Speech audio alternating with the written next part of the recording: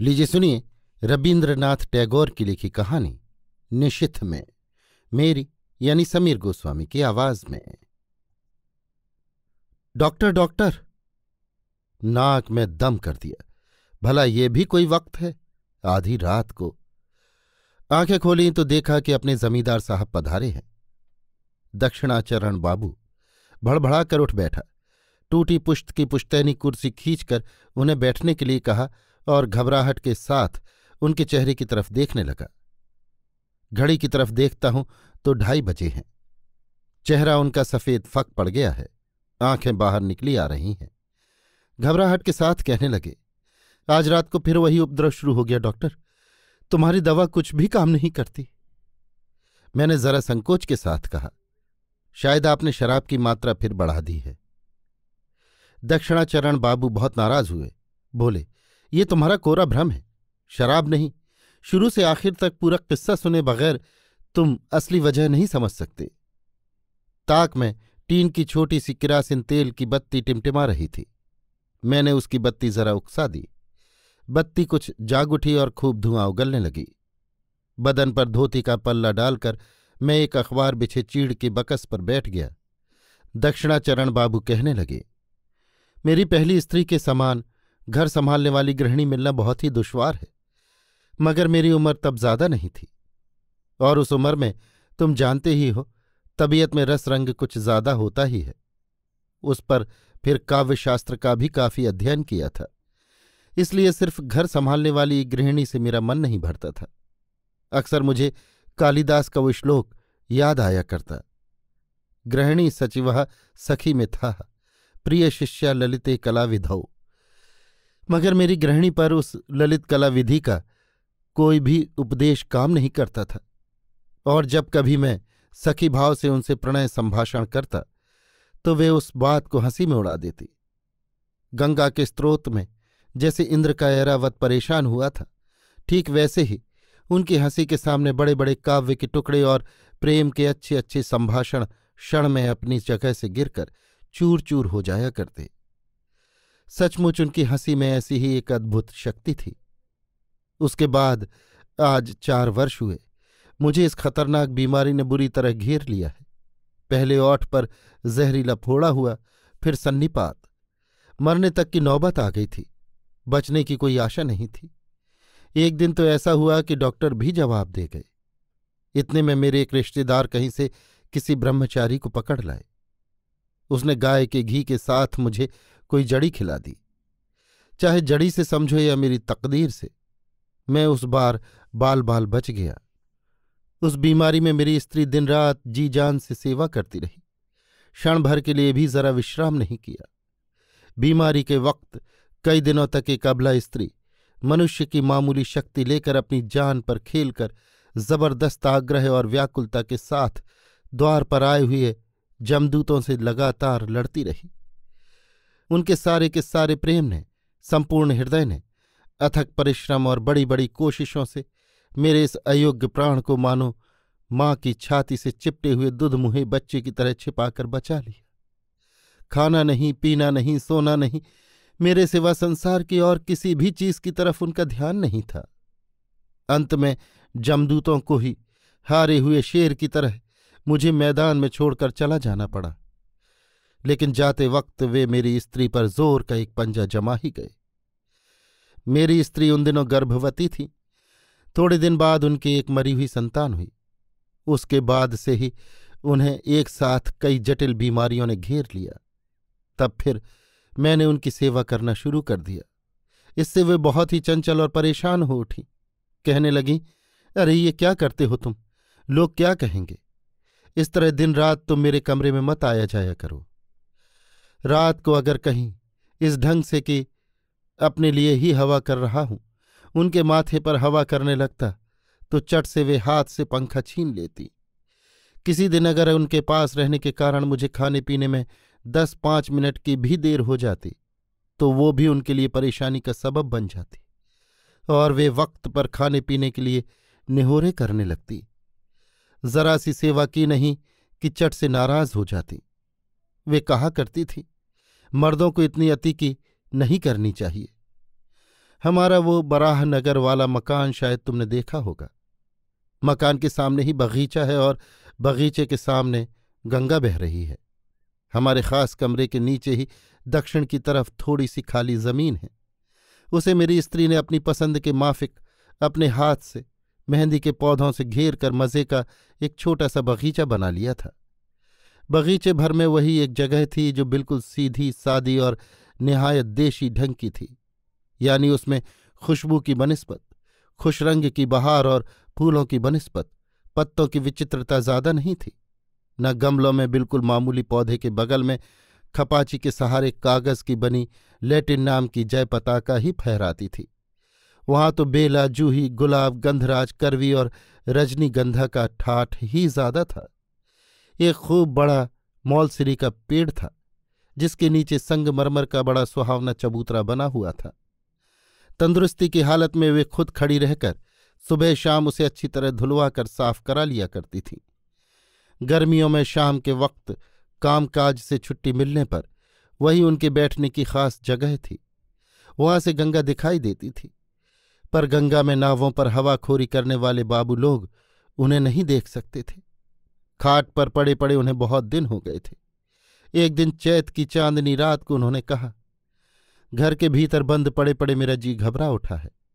आज मुझे एक बार मेरे बगीचे में ले चलो, वहां जरा बैठूंगी।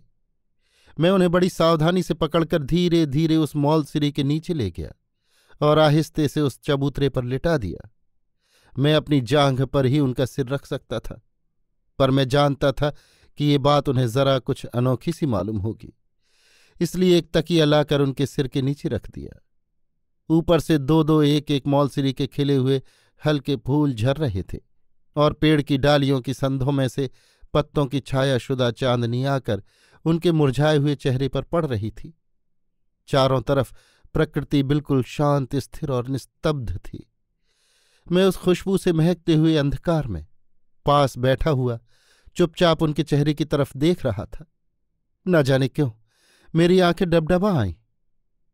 मैंने धीरे से और भी पास जाकर अपने दोनों हाथों से उनका एक गर्म हाथ उठा लिया।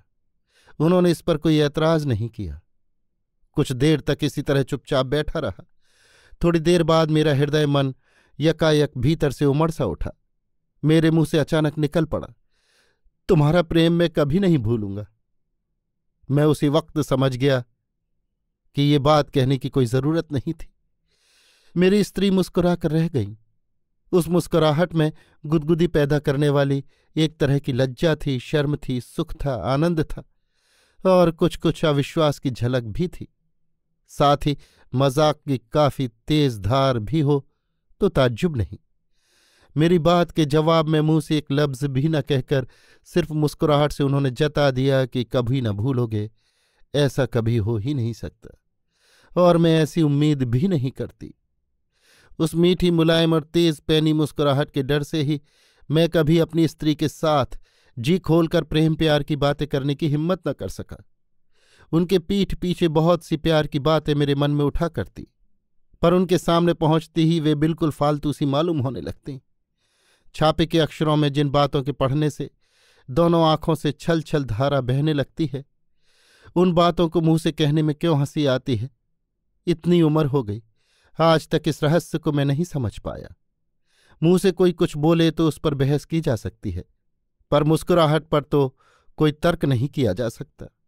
इसलिए उस वक्त मुझे चुप ही रह जाना पड़ा। इतने में उधर एक कोयल ने कुहू कुहू की लड़ी बांध दी। मैं चंचल हो उठा, बैठा बैठा सोचने लगा, ऐसी चांदनी रात में पिक वधू के कान क्या बहरे हो गए हैं।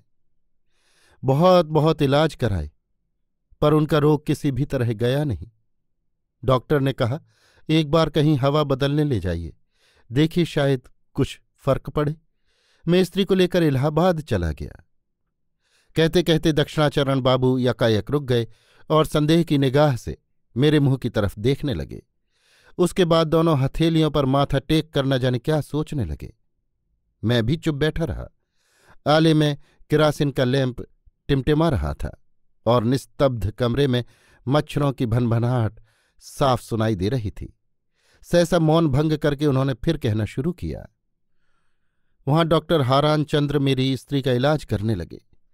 बहुत दिनों तक इलाज होता रहा, कोई फर्क नहीं मालूम हुआ। अंत में खुद हैरान होकर और हमें परेशान करके एक दिन डॉक्टर ने भी कह दिया, और मैं भी समझ गया कि मेरी स्त्री की बीमारी अच्छी होने की नहीं, और साथ ही मेरी स्त्री भी समझ गई कि उन्हें जिंदगी भर इसी तरह रोगी ही बना रहना पड़ेगा।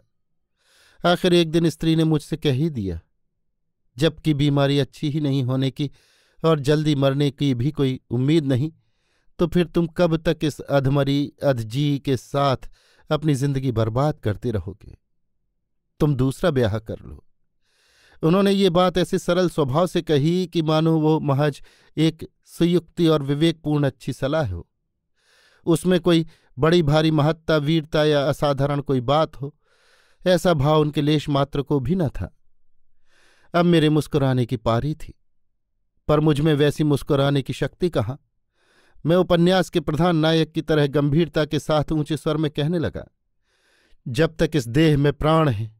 उन्होंने बीच ही में टोक कर कहा, बस बस रहने दो और आगे ना बढ़ो, तुम्हारी बातें सुनकर तो मेरा मरने को ही जी चाहता है। मैंने तुरंत पराजय स्वीकार न करके कहा, इस जीवन में और किसी को भी प्यार नहीं कर सकता। सुनकर मेरी स्त्री जोर से हंस पड़ी और तब मुझे रुक जाना पड़ा। मालूम नहीं तब मैंने अपने आप भी कभी साफ मंजूर किया है या नहीं, पर अब समझ रहा हूं कि फिर से उनके तंदुरुस्त होने की कोई उम्मीद न होने से सेवा या तीमारदारी करने में अपने अंदर मैं थकान महसूस कर रहा था। अलबत्ता इस काम से जी चुराने की बात मेरे मन में कभी नहीं आई, पर साथ ही जिंदगी भर इस हमेश बीमार के साथ रहने की कल्पना भी मेरे लिए कुछ कम दर्दनाक नहीं थी। हाय हाय, जवानी की शुरुआत में जब मैंने सामने देखा था तो मुझे प्रेम के माया जाल में सुख और आराम पाने की तसल्ली में सौंदर्य की मरीचिका में अपना सारा का सारा भविष्य जीवन खिले हुए खुशबूदार फूल की तरह खुश दिखाई देता था। पर आज से शुरू से लेकर आखिर तक अपनी जिंदगी मुझे केवल एक असीम और आशाहीन तृष्णा की मरुभूमि मालूम होने लगी। मेरी सेवा में भीतर की उस थकान को शायद उन्होंने देख लिया था, तब मैं नहीं जानता था, पर अब मुझे रत्ती भर भी संदेह नहीं कि उन्होंने मुझे युक्ताक्षरहीन बच्चों की पहली पुस्तक की तरह साफ पढ़ समझ लिया था। इसीलिए जब मैं उपन्यास के नायक की तरह अपने को तैयार करके उनके सामने कवित्व बघारने जाता तो वैसे गंभीर स्नेह और साथ ही अनिवार्य कौतुक के साथ मुस्कुरा देती कि मुझसे कुछ जवाब देते नहीं बनता था। खुद मेरे अंदर की बात, जिसे मैं भी नहीं जान पाता था, वे अंतर्यामी की तरह सब समझ जाती थी। उन बातों का ख्याल आते ही अब भी कभी कभी मारे शर्म के मेरी आत्मघात करने की इच्छा होती है। डॉक्टर हारान मेरी बिरादरी के थे, उनके घर अक्सर मेरा न्योता हुआ करता था। कुछ दिन जाने आने के बाद डॉक्टर ने अपनी लड़की के साथ मेरी जान पहचान करा दी। लड़की अविवाहिता थी, उम्र 15 के लगभग होगी। डॉक्टर का कहना था कि वे अपनी पसंद का कोई अच्छा लड़का न मिलने से अब तक उसका ब्याह नहीं कर सके हैं, मगर बाहर वालों से ये सुनने में आता था कि लड़की के कुल में कुछ दोष है। इसके सिवा और कोई दोष नहीं था। जैसा स्वरूप था वैसी ही सुशिक्षा, देखने में बहुत सुंदर और बातचीत, रहन सहन, तहजीब, लगभग सभी बातों में तारीफ के काबिल थी वो। यही वजह थी कि जिससे बीच बीच में किसी किसी दिन उसके साथ बातचीत और गपशप करते करते मुझे घर लौटने में रात हो जाती। यहाँ तक कि कभी कभी स्त्री को दवा पिलाने का वक्त भी निकल जाया करता। उन्हें मालूम रहता कि मैं डॉक्टर के घर गया हूं, पर देरी होने का सबब उन्होंने एक दिन भी मुझसे नहीं पूछा। अपनी जिंदगी के रेगिस्तान में मैं फिर एक बार मरीचिका देखने लगा। तृष्णा जब छाती तक थी, आंखों के सामने तब किनारे तक भरा हुआ साफ सुथरा ठंडा पानी छलकने और लहराने लगा, और तब मैं अपने मन को जी जान से वापस खींचने पर भी रोक या फेर नहीं सका। मरीज का कमरा मेरे लिए पहले से दूना निरानंद और बेमजा हो गया। फिर तो अक्सर रोज ही मरीज की सेवा करने, दवा पिलाने और पथ्य आदि देने के सभी नियम भंग होने लगे। हारान डॉक्टर अक्सर मुझसे कहा करते थे कि जिनकी बीमारी कभी अच्छी नहीं होने की, उन्हें तो मर जाने ही में आराम है, क्योंकि जीने में ना तो उन्हें खुद ही कुछ आराम है और न घर वालों को। मामूली तौर पर यह बात कही जाती तो कोई खास बात नहीं थी, पर मेरी स्त्री की तरफ लक्ष्य करके उन्हें ऐसी बात न कहनी चाहिए थी। मगर आदमी के मरने जीने के विषय में डॉक्टरों का मन इतना उदासीन और इतना जड़ या पुख्ता होता है कि वे मरीज के घर वालों के मन की हालत ठीक ठीक समझ ही नहीं सकते। अचानक एक दिन बगल वाले कमरे से मैंने सुना, मेरी स्त्री डॉक्टर से कह रही थी, डॉक्टर साहब इतनी फालतू दवाएं पिला पिलाकर दवा खाने का कर्ज क्यों बढ़वा रहे हैं? मेरी जान ही जब एक बीमारी बन गई है तो फिर ऐसी कोई दवा क्यों नहीं दे देते कि प्राण ही निकल जाएं, जंजाल दूर हो। डॉक्टर ने कहा, छी, ऐसी बात नहीं कहनी चाहिए। बात सुनकर सहसा मेरी छाती में धधका सा बैठ गया, बड़ी चोट पहुंची। डॉक्टर के चले जाने पर मैं उस कमरे में जाकर खाट की पाटी पर बैठ गया और उनके माथे पर धीरे धीरे हाथ फेरने लगा। उन्होंने कहा, इस कमरे में बड़ी गर्मी है, तुम बाहर चले जाओ, तुम्हारा घूमने जाने का वक्त भी हो गया है। थोड़ी देर घूम फिर कर आओगे तो रात को भूख भी लगाएगी, कुछ खा पी भी लोगे। घूमने जाने के मानी थे डॉक्टर के घर जाना। मैंने ही उन्हें समझा दिया था कि भूख लगने के लिए थोड़ा बहुत टहलना जरूरी है। अब मैं निश्चय से कह सकता हूं कि वे मेरी इस रोज की बहानेबाजी को खूब समझती थी। मैं ही मूर्ख था जो समझता था कि वे भोली भाली थीं। इतना कहकर दक्षिणाचरण बाबू फिर बहुत देर तक हथेली पर माथा टेके चुप बैठे रहे। अंत में बोले, एक गिलास पानी लाओ, प्यास लगी है। पानी पीकर फिर कहने लगे, एक दिन डॉक्टर की लड़की मनोरमा ने मेरी स्त्री को देख आने की इच्छा जाहिर की। मालूम नहीं क्या वजह थी, उनकी बात मुझे रुचि नहीं, मगर ना ही करने की भी कोई वजह नहीं थी। आखिर वो एक दिन शाम को हमारे यहाँ चली ही आई। उस दिन मेरी स्त्री को और दिनों से कुछ ज्यादा तकलीफ थी। जिस दिन उन्हें ज्यादा तकलीफ होती उस दिन वे बहुत ही शांत रहती, सिर्फ बीच बीच में मुट्ठी बंध जाती और चेहरा नीला पड़ जाता। इसी से उनकी तकलीफ का अंदाजा लगता था। किसी तरह की आहट नहीं थी। मैं खाट की पाटी पर शांत बैठा था। उस दिन उनमें इतना भी दम न था कि मुझसे घूम आने के लिए आग्रह कर सकें, और हो सकता है कि ज्यादा तकलीफ के वक्त वे भीतर से चाहती हों कि मैं उनके पास बना रहूं, आंखों को चकाचौंध न लगे। इस ख्याल से लालटेन दरवाजे की आड़ में रख दी गई थी। कमरे में अंधेरा और सन्नाटा था। सिर्फ बीच बीच में भीतर की पीड़ा और तकलीफ कुछ कम होने पर उनका गहरा दीर्घ निश्वास सुनाई देता था। ठीक इसी समय मनोरमा आकर दरवाजे के पास खड़ी हो गई। बगल से लालटेन का थोड़ा सा उजाला उसके चेहरे पर पड़ा। उस अंधेरे उजाले में कुछ देर तक कमरे के भीतर कुछ दिखाई न देने से वो वहीं खड़ी खड़ी इधर उधर करने लगी। मेरी स्त्री चौंक पड़ी और मेरा हाथ थामकर पूछ उठी, वो कौन? अपनी उस कमजोरी की हालत में यकायक अनजान आदमी को देखकर वे डर गई थीं। अस्फुट स्वरों में उन्होंने 2-3 बार पूछा, वो कौन? कौन है वो? बताओ। मुझसे कैसी जबरदस्त बेवकूफी हुई कि मैं चट से कह बैठा, मैं नहीं पहचानता। बात मुंह से निकली ही थी कि मानो किसी ने चाबुक सा मारा।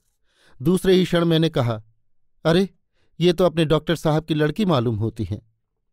स्त्री ने एक बार मेरे मुंह की ओर गौर से देखा, मुझसे उनके चेहरे की तरफ देखा नहीं गया, और दूसरे ही क्षण उन्होंने बहुत ही धीमे स्वर में अपने घर पर आए हुए अतिथि से कहा, आइए, आप भीतर आइए, और मुझसे कहा, लालटेन उठा लो जरा। मनोरमा भीतर आकर बैठ गई। उसके साथ मरीज की धीरे धीरे बातचीत होने लगी। इतने में डॉक्टर आ पहुंचे। वे अपने दवाखाने से 2 शीशी दवा साथ ही ले आए थे।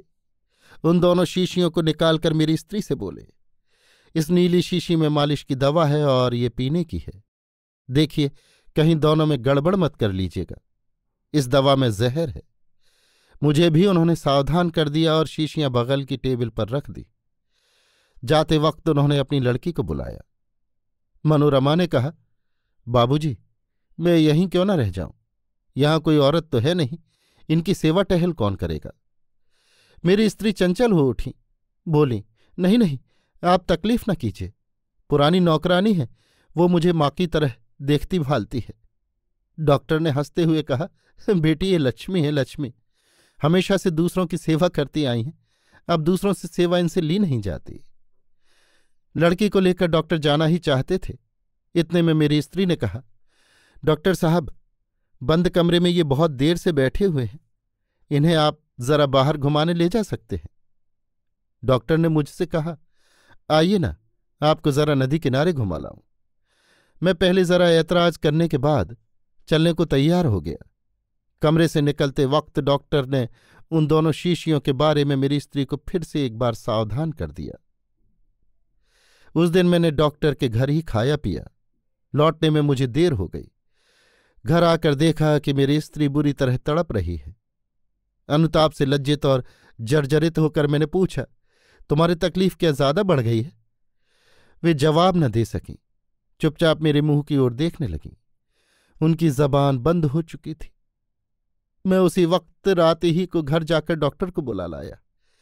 पहले तो बहुत देर तक डॉक्टर के कुछ समझ ही में न आया। अंत में उन्होंने पूछा, वो दर्द क्या बहुत ज्यादा बढ़ गया है? एक बार दवा की मालिश कर दी जाए तो ठीक रहे। कहकर उन्होंने टेबल पर से नीली शीशी उठाई। देखा तो शीशी खाली। मेरी स्त्री से उन्होंने पूछा, आपने क्या गलती से ये दवा खा ली है? उन्होंने सिर्फ सिर हिलाकर जता दिया, हाँ। डॉक्टर उसी वक्त गाड़ी पर सवार होकर अपने घर से पंप लाने दौड़े। मुझे कुछ बेहोशी सी आने लगी और दूसरे ही क्षण में उनके बिस्तर पर लुढ़क पड़ा। तब माँ अपने बीमार बच्चे को जिस तरह सांत्वना देती है, ठीक उसी तरह उन्होंने मेरा सिर अपनी छाती से लगाकर दोनों हाथों के स्पर्श से अपने मन की बात समझाने की कोशिश की। मुझे ऐसा लगा मानो वे सिर्फ अपने करुण स्पर्श मात्र से मुझसे बार बार यही कह रही हो कि शोक मत करो, अच्छा ही हुआ, तुम सुखी होगे। यही सोचकर मैं सुख से मर रही हूं।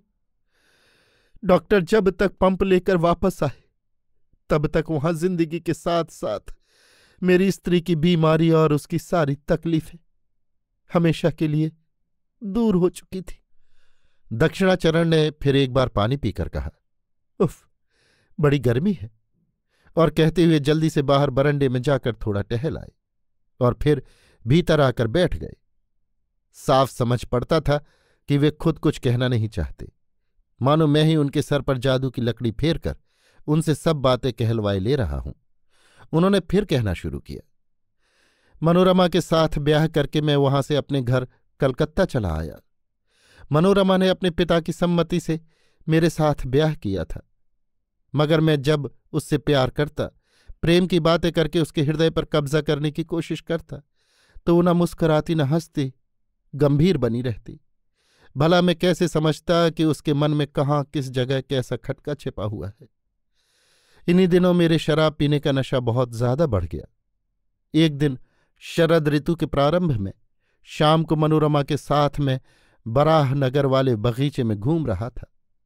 क्रमशः धीरे धीरे अंधेरा बढ़ता जाता था। चिड़ियों के घोंसलों में पंख फटकारने की आहट तक बंद हो चुकी थी। सिर्फ अगल बगल घनी छायादार झाऊ के पेड़ हवा से कांप रहे थे। जरा कुछ थकान मालूम होते ही मनोरमा उस मौलसिरी के पेड़ के नीचे संगमरमर की बेदी पर आकर अपनी बाह पर सिर रख के लेट गई। मैं भी उसके पास बैठ गया। वहां अंधेरा और भी गाढ़ा था। वहां से जितना आकाश दीख पड़ता था उसमें तारे ही तारे छा रहे थे और झींगरों की झनकार ऐसी लग रही थी जैसे अनंत आकाश की छाती पर से खिसकी हुई खामोशी की साड़ी के नीचे आवाज की एक बारीक पाड़ बुन रही हो। उस दिन भी शाम को मैंने शराब पी थी। इससे मन जरा कुछ तरल अवस्था में था। आंखों को अंधेरा जब बर्दाश्त हो गया तो पेड़ की छाया के नीचे पांडुवर्ण से अंकित शिथिल अंचल उस थकी हुई रमणी की धुंधली सी मूर्ति ने मेरे हृदय में एक तरह के अनिवार्य आवेग का संचार कर दिया। मालूम हुआ मानो वो एक छाया है। इन बाहों से मैं उसे किसी भी तरह बांध नहीं सकता। इतने में अंधकारमय झाऊ के पेड़ की चोटी पर मानो आग सी जल उठी। उसके बाद कृष्ण पक्ष का जीर्ण प्रांत पीत वर्ण चंद्रमा आहिस्ते आहिस्ते आकाश में ठीक पेड़ के सिर पर उदित हुआ और सफेद पत्थर पर सफेद साड़ी पहने हुए उस सोई हुई तरुणी के चांद से शांत मुखड़े पर चांदनी आ पड़ी। मुझसे फिर रहा नहीं गया। पास जाकर अपने दोनों हाथों से उसके हाथ पकड़कर बोला, मनोरमा, तुम मुझे विश्वास नहीं करती, पर मैं तुमसे प्रेम करता हूं। मैं तुम्हें हृदय से चाहता हूं। मैं तुम्हें कभी भूल नहीं सकता। मुंह से ये शब्द निकलते ही मैं चौंक उठा।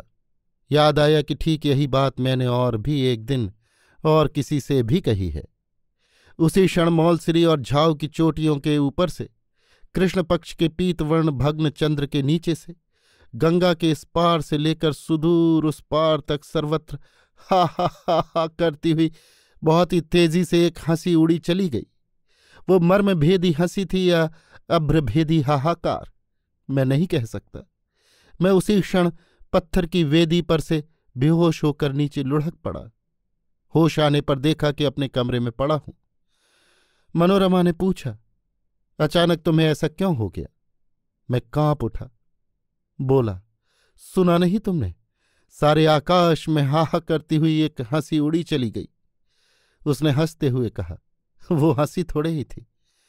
कतार बांधे सारसों का एक झुंड उड़ा जा रहा था। मैंने तो उन्हीं के पंखों की आहट सुनी थी। तुम जरा जरा सी बात पर ऐसे डर जाते हो। दिन में साफ समझ में आ गया कि जरूर वो पक्षियों के ही उड़ने की आवाज होगी, क्योंकि इस समय उत्तर देश से हंसों की पंक्ति नदी की रेती पर चरने आया करती है। मगर जैसे ही शाम होती उस विश्वास को मैं खो बैठता।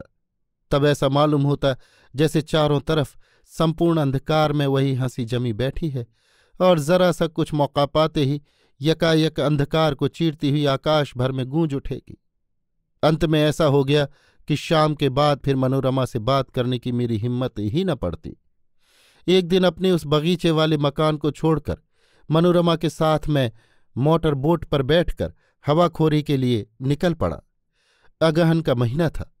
नदी की खुली हवा में मेरा सब डर दूर हो गया। कई दिन खूब आनंद से बीते। चारों तरफ के प्राकृतिक सौंदर्य से आकृष्ट होकर मनोरमा भी मानो अपने हृदय के बंद द्वार बहुत दिनों बाद आहिस्ते आहिस्ते मेरे सामने खोलने लगी। बोट गंगा की धारा छोड़कर उसकी एक शाखा में होकर पद्मा नदी में जा पहुंची। भयंकरी पद्मा उस समय हेमंत ऋतु की बांबी में पड़ी भुजंगनी के समान दुबली और निर्जीव होकर सुदीर्घ शीत निद्रा में सो रही थी। उत्तरी किनारे पर जनशून्य तृणशून्य दिगंत तक विस्तृत रेती धाएं धाएं जल रही थी और दक्षिण की ऊंची पहाड़ पर छोटे छोटे गांवों के आम के बाग उस राक्षसी नदी के लालायित मुंह के बिल्कुल पास ही हाथ जोड़े खड़े खड़े कांप रहे थे। पद्मा नींद की खुमारी में एक एक बार करवट लेती और विदीर्ण तटभूमि छप छपाक करती हुई धसक धसक पड़ती। यहीं घूमने फिरने की मौज है, ये सोचकर वहां मैंने लंगर डलवा दिया। एक दिन हम दोनों टहलते टहलते बहुत दूर चले गए। देखते देखते डूबते हुए सूरज की सुनहरी आभा दिगंत में विलीन हो गई। शुक्ल पक्ष की साफ सुथरी चांदनी खिल उठी। उस अंतहीन चमकती हुई सफेद रेती पर शुभ्र चांदनी जब अपना संपूर्ण रूप और यौवन लिए हुए बेरोक टोक एक साथ आकाश के सीमांत तक फैल गई तो ऐसा मालूम होने लगा जैसे इस जनशून्य चंद्रालोक के असीम स्वप्न राज्य में केवल हम ही दोनों विचरण कर रहे हैं। लाल रंग का दुशाला मनोरमा के माथे से उतरकर उसके चेहरे को घेरे और सारे शरीर को ढके हुए नीचे तक लटक रहा था।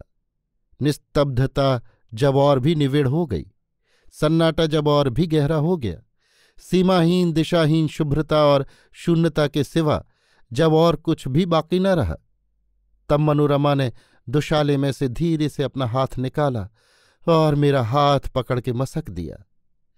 बहुत ही पास आकर मानो वो अपने संपूर्ण तन मन और जीवन यौवन का सारा भार मुझे सौंपकर एकांत रूप से मुझ ही पर निर्भर होकर खड़ी हो गई। पुलकित हृदय से मैं सोचने लगा, बंद घर में कहीं मनमाना प्यार किया जा सकता है? ऐसे खुले हुए मुक्त मैदान और अनंत आकाश के बगैर एक साथ दो प्रेमी हृदय भला और कहाँ समा सकते हैं? मालूम होने लगा हमारे घर नहीं, द्वार नहीं, पीछे कहीं भी लौटना नहीं। इसी तरह हाथों में हाथ दिए कहीं न पहुंचने के मार्ग से उद्देश्यहीन भ्रमण करते हुए चंद्रालोकित शून्यता के ऊपर से बिना बाधा के बराबर चलते ही चलना है। इस तरह चलते चलते एक जगह जाकर देखा, उस रेती के टापू पर पास ही एक जलाशय सा बना हुआ है। पद्मा वहां से कुछ हटकर बहने लगी थी, इसलिए वहां पानी रुक गया था।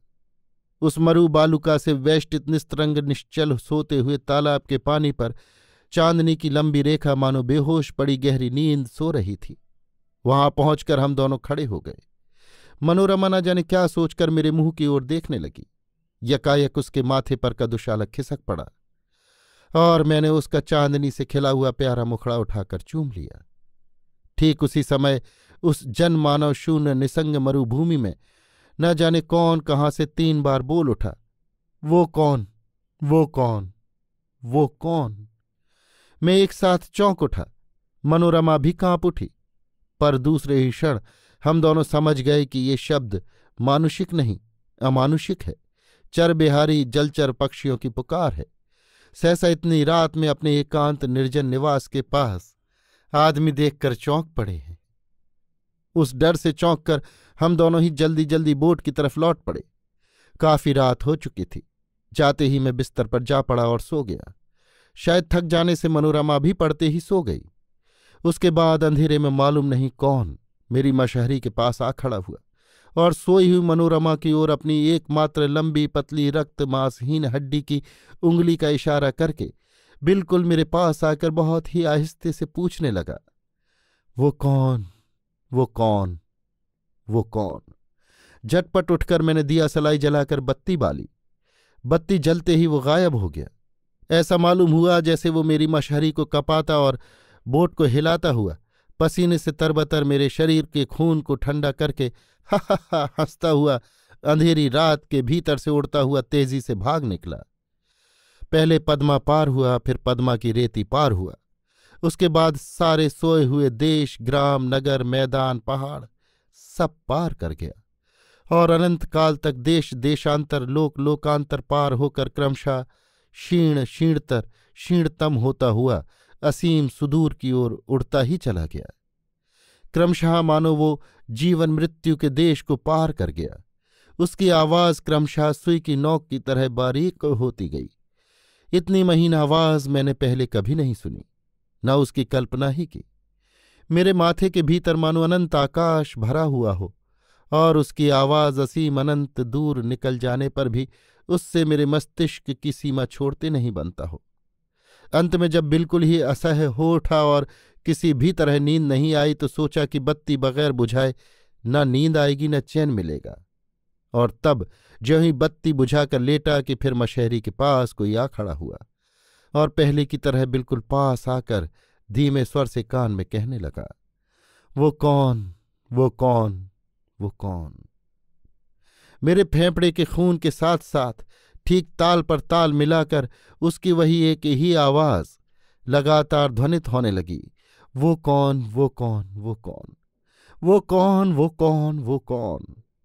उस गहरी रात में निस्तब्ध निशीथ में बोट के भीतर मेरी गोलाकार घड़ी भी सजीव हो उठी और अपना कांटा मनोरमा की तरफ फैलाकर ताक पर से ताल पर ताल देती हुई कहने लगी, वो कौन, वो कौन, वो कौन, वो कौन, वो कौन, वो कौन। कहते कहते दक्षिणाचरण बाबू का चेहरा पीला पड़ गया और कंठ रुंध आया। मैंने उनकी देह छूकर कहा, जरा पानी पी लीजिए। इतने में एकाएक मेरा लैंप दुब दुब करते बुझ गया। सहसा बाहर की ओर निगाह गई तो देखा सवेरा हो गया है। कौवे बोल रहे हैं, कोयल सीटी दे रही है। घर के सामने वाली सड़क भी भैंसा गाड़ी के पहिए की घड़घड़ाहट से जाग उठी है। उजाले में देखा तो दक्षिणा बाबू के चेहरे का भाव ही बिल्कुल बदल गया है।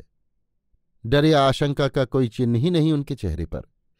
रात के मायाजाल में, काल्पनिक संध्या की मत्तता में उन्होंने मेरे सामने जो इतनी बातें कह डाली, उसके लिए वे अत्यंत लज्जित और भीतर ही भीतर मुझ पर नाराज से हो उठे और शिष्ट संभाषण किए बिना ही चट से उठकर चल दिए।